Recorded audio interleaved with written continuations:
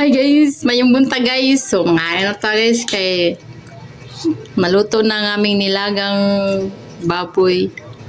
So ayan guys. Siram-siram pareha usog ang sabaw.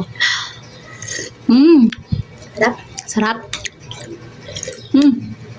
Siram-siram.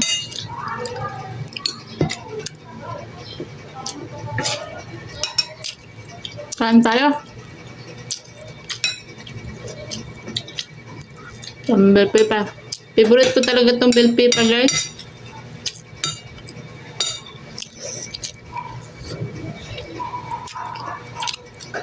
Sa doon sa probinsya, May tanim pa nito?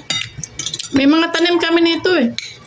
Sa probinsya, nung doon pa ako, Tag-20 isa?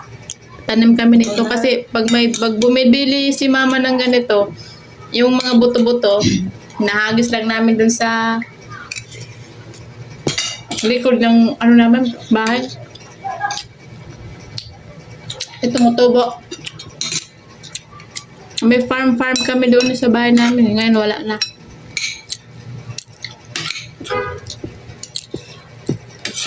Wala ano daw. Ngayon wala na daw doon mga tanim ko. Hindi, ka.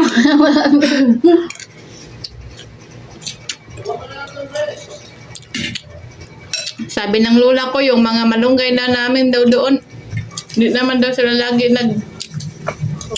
kukuha, pero nakakalbo ang malunggay kayo.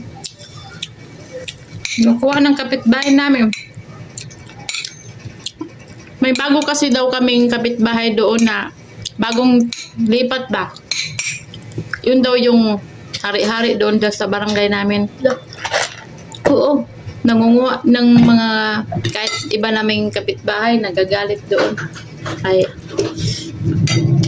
lahat ng tanim mo ninanakaw, walang paalam.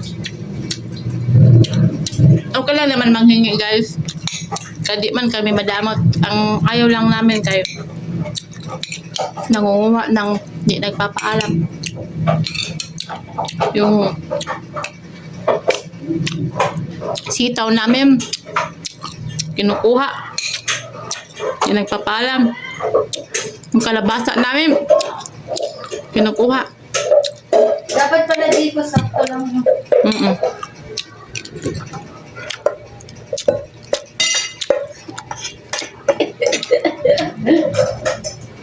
Kaya, sabi ng lola ko, laging kalbo ang mga utanon namin doon, mga gulayan. Ang tanglad, kalbo na din.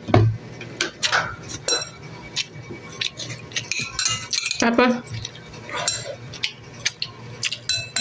yung kalamansi namin guys, kaya pinutol daw yun nasa likod ng bahay namin. Pinutol daw yun ng kapitbahay namin, yung bagong lipat doon. Pinutol. Eh, hindi naman sila yung may-ari ng lupa. Pinutol tayo. Ewan. Sa inggit-inggit. Kaya magulong barangay namin kaya dahil lang sa kanila. Bagong lipat tapos siya pa yung nanggulo. Simula may bagong lipat sa amin kaya magulo na kaya gari-hari ba. Pero okay lang yun guys. Basta peaceful tayo nakatira. O hayaan na ng mga siga-siga. Diyos na lang bahala sa kanila.